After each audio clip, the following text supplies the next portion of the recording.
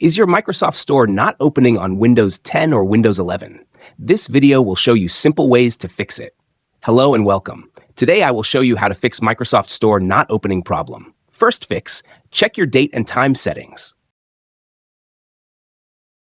Search Settings in the taskbar and open it.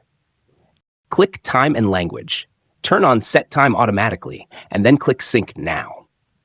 After that, try to open Microsoft Store. If it still does not open, go to the next fix. Type WS or Reset in the Windows search bar and open it.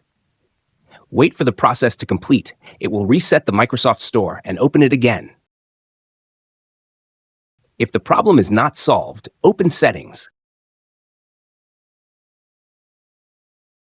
Then go to Update and Security. Click Troubleshoot. Then click Additional Troubleshooters. Scroll down and select Windows Store Apps, then run the troubleshooter. It will find and fix the problem automatically.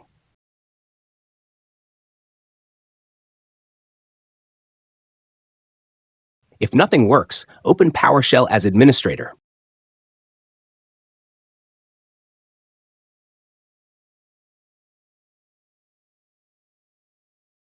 Then paste the command from the description